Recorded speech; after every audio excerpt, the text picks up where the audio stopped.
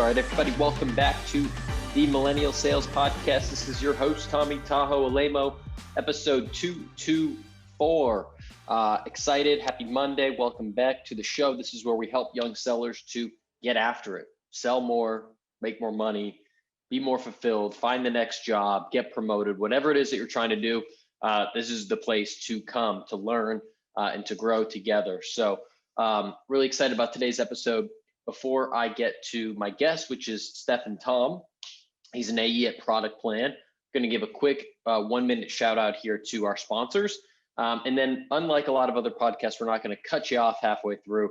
Once we give the floor to our sponsors, then it's straight content for the rest of the way through. So first up, Gong.io. I love Gong so much that I went to work there. It's the #1 revenue intelligence platform. It is running and it is changing businesses and the day-to-day lives of CROs, VPs of sales, sales managers, customer success leaders, business development leaders across the world. And the way to learn more is to go to gong.io. You could also just DM me on LinkedIn. I'm Tom Alemo. I work there and I'll be able to point you in the right direction and connect you with someone. If you're either a customer and want to learn how to, get into your pipeline more or learn more about your market or take advantage of some of these other things that we can do. Or if you're just, browsing around, don't have anything in revenue intelligence, want to learn more, I can hook you up. So check out gong.io or add me on LinkedIn. The other sponsor to our podcast is postal.io. So in a world where we're automating everything and, trying to send out messages at scale, Postal takes the opposite track where they try to customize the gifts that you send to customers and prospects and partners, whether it be from the brewery across town or the florist right on your local street corner. One thing that I use Postal for is sending thank you notes. I have terrible handwriting and I can type it out. It looks like a handwritten note that gets delivered. I do it to podcast guests. I do it to customers. So there's your little hack. Check out postal.io, and anyone that goes to Apple Podcasts and leaves a 5-star review for the show and then DMs that to me, Postal will give them a free Starbucks gift card, which is super cool. You can get your Americano, your cappuccino, your cinnamon scone, whatever it is that you're into. So check them out. 5-star review on Apple Podcasts. That's what helps this show to grow. And hey, you'll get a free coffee out of it. So with that said, I've got Stefan Thom, an AE at ProductPlan, just got promoted. It was great to chat with him. Really excited to share this interview with you all, really around the focus of why every sales call is actually a customer success call. So without further ado, let's just get straight into our conversation. Let's go.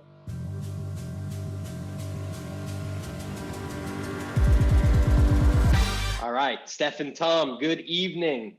How you doing? Welcome to Millennial Sales. Thanks for having me, Tom. Happy to be here. We were just rapping a little bit about positivity. Not enough in the world of it today.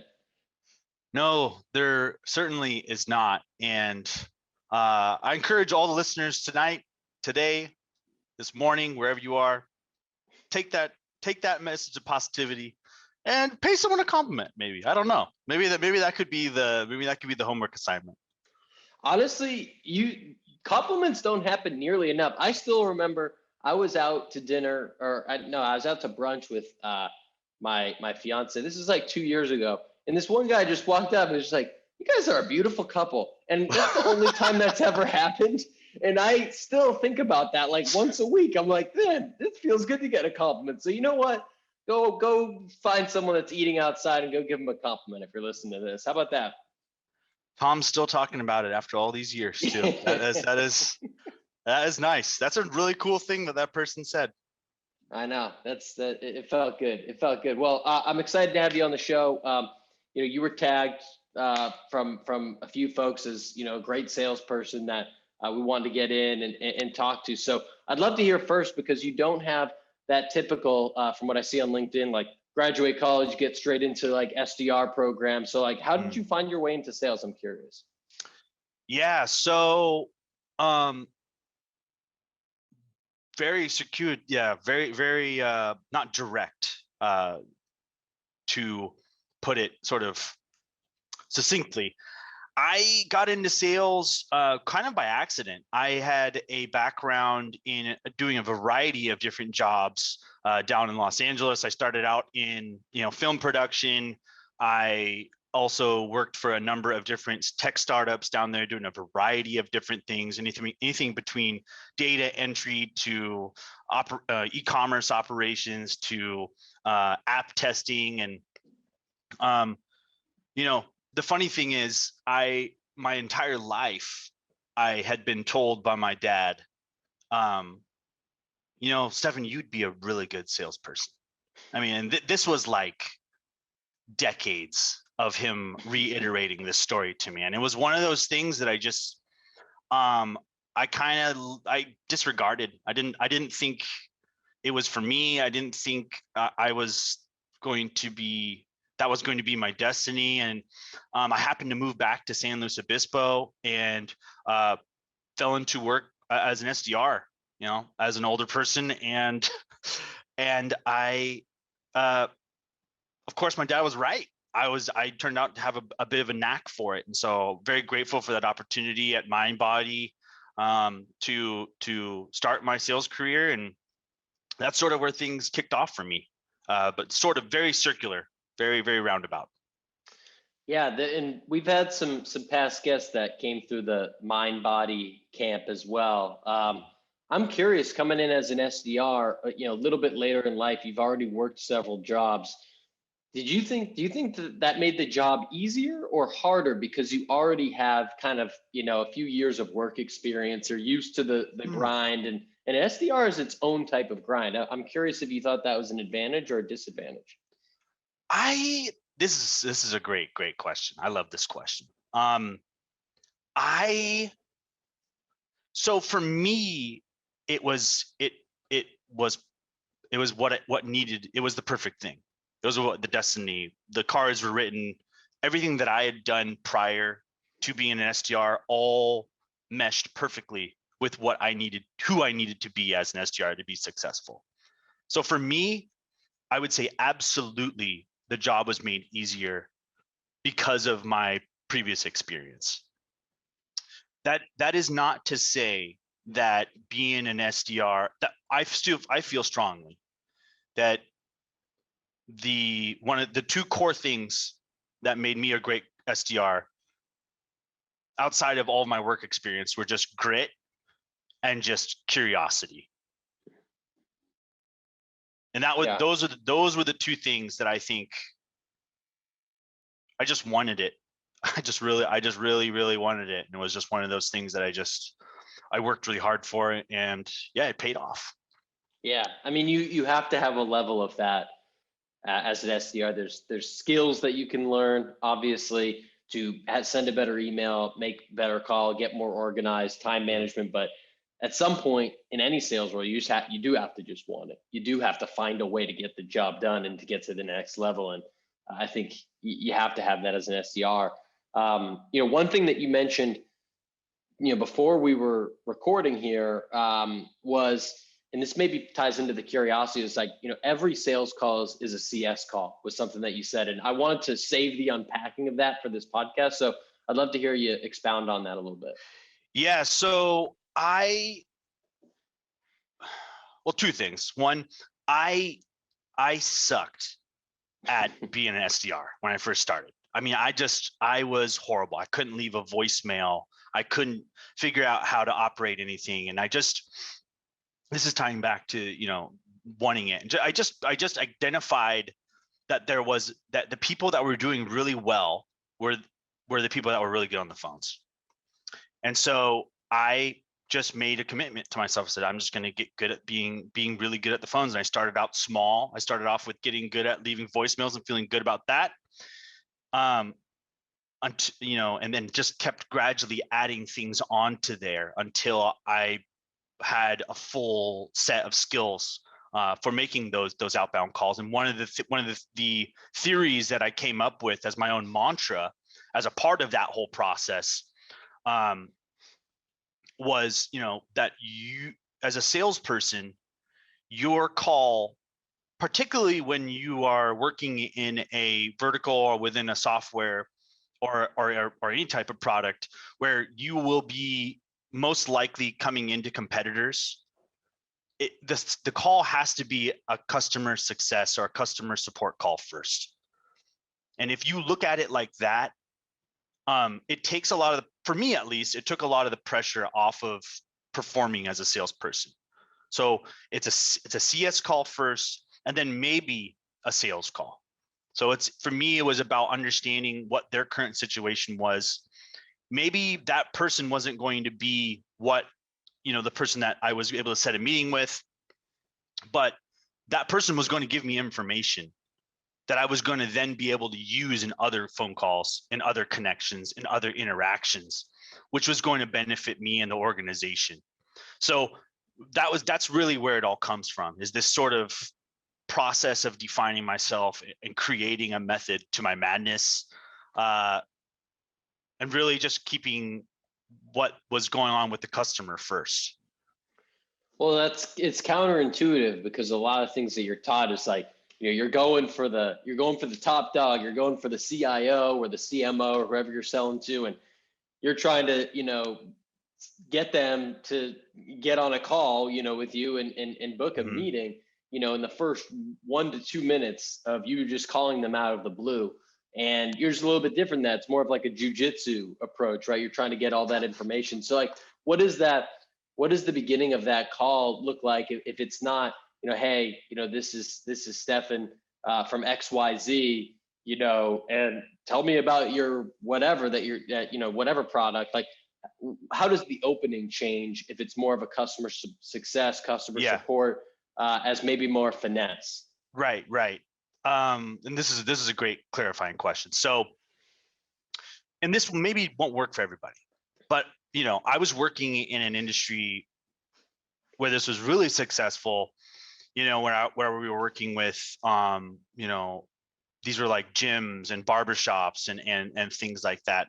This, I think, if I had to guess, this process would probably work very well with like restaurants, anyone that was working within, those sort of service industries. Yep. So the CS aspect of it for me was, first, just to learn what their competitor was. If I knew which competitor one of my prospects was using, I would then start trying to figure out what was wrong with that competitor typically. Yeah. And this is all the process of experimentation and learning and accessing our CRM and talking to people at the company and just trying to sponge up as much information as I could about these competitors. And what I wound up being able to do was, you'd pick up the phone for someone that was working in like in a restaurant, software. You might understand that you might know that you win against a specific competitor for a couple of specific reasons. You'd pick up the phone and you'd call so-and-so, hey, gatekeeper picks up. This is so-and-so's restaurant.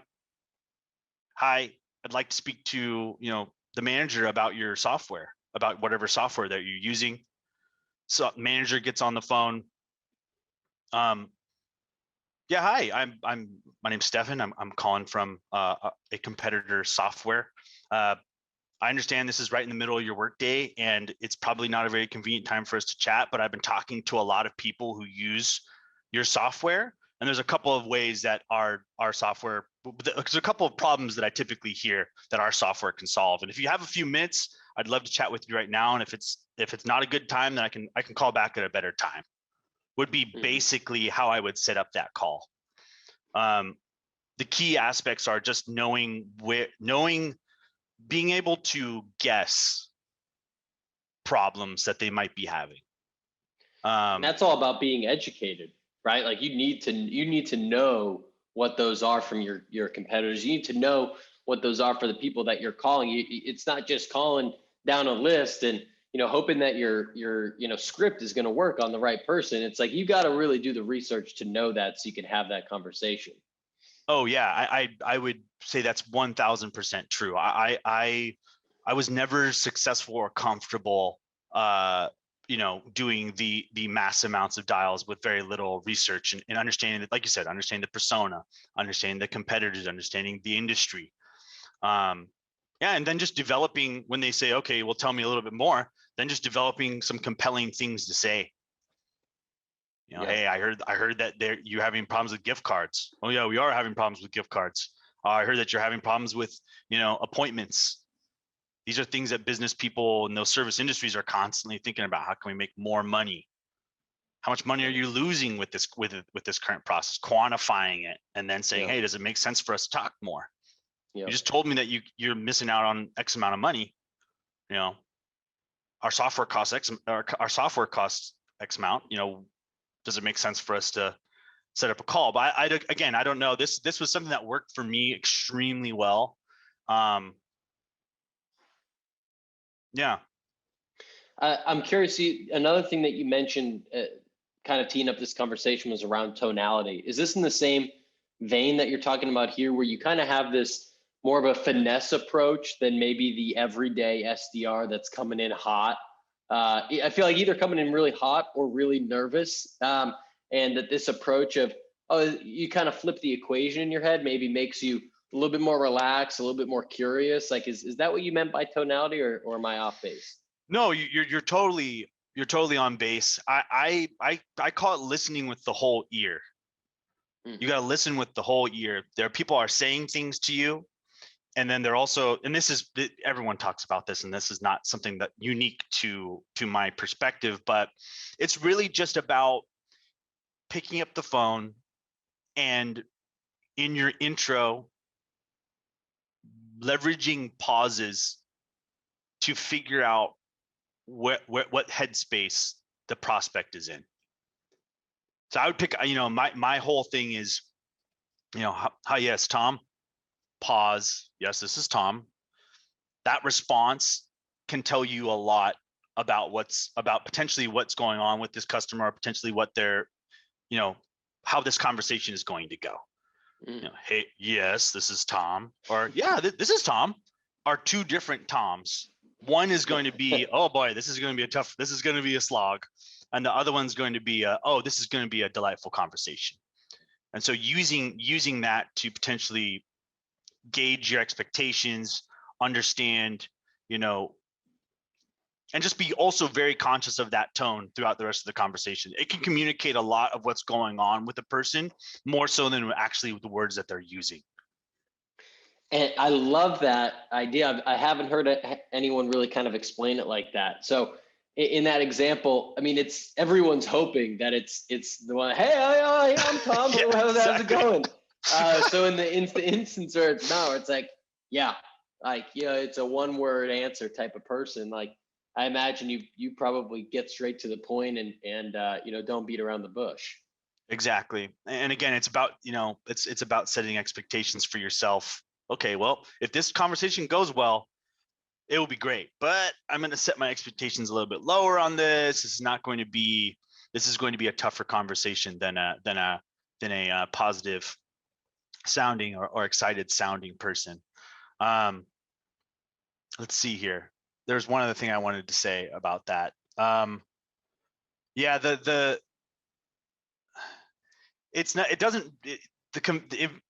It serves as a point of reference for you too. I've heard you say in this podcast before, oh, you didn't sound very confident about that, or is this, tell me a little bit. Sometimes those pauses or that tone can lead into another line of questioning that can open something up. Yeah, totally. And you got the nod, you got the promotion at the end. I don't know if it was the end of last year or the beginning of this year, or right in between. But first of all, congrats, and second of all, I'd be remiss not to ask how it's going, how the transition's been. Yeah, so just tremendously grateful to be employed and to be, experiencing some success. ProductPlan has been is a terrific organization, and I'm really blessed to be working here. The transition between an SDR to AE there's a lot of differences there. For any SDRs that are looking to become AEs, I would recommend letting your manager or the hiring organizations that are operating at your business, let them know early and often that that's what your goal is. Communicate that. Make sure that your interests are known. The transition's been interesting. It has a lot of this. I really value my experience as an SDR. A closing role is a different beast. And I have been experiencing success in this role, and I'm really blessed for that. Yeah, I'm happy to hear it. Well, before we wrap up, I always like to ask folks about, I'm a big learner. Like, I love podcasts, I love books. Like, I'm curious, like, if there's anything that, in any form of learning, whether it is a book or a podcast or someone you follow or anything like that, that you find yourself coming back to that's been helpful. It could be sales related or completely, unrelated if that's where you want to go with it. But I'm always curious. What do you got for me? Yeah. So I really, our VP of sales, Jeff Horn, recommended that I read, or that our entire team read, The Happiness Advantage. Awesome book. Really, really great. One of the very, very highly recommended, and it really changed my perspective on a lot of things. So that would be one thing I would recommend.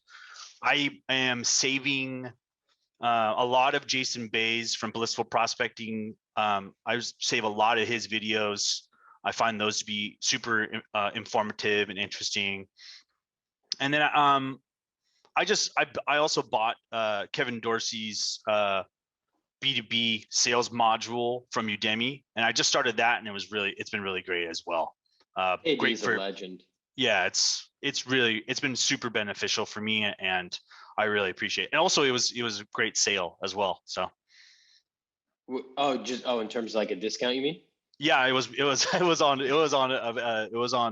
Udemy does a sale like once a year, I think, or for a brief period of time every year, where a lot of those modules are steeply discounted, and it's been a delight to use it. That's awesome. Yeah, those are three great ones. I have not leveraged any of them. I mean, I've talked to KD before, but haven't bought the course. Haven't checked out too much at Jason Bay, and don't know about the book. So for me, this is a gold mine. I appreciate that. Absolutely.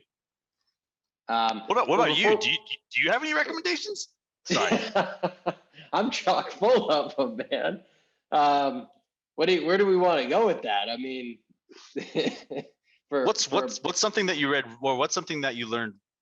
What's a resource that you accessed recently that you were really impressed by? A resource that I accessed recently. That's a good question. Okay, so I would say, I mean, I got it right here. I mean, I don't know if you're looking for a book, but right here on the desk. You read this? Oh, no, I have that book and I haven't read it yet.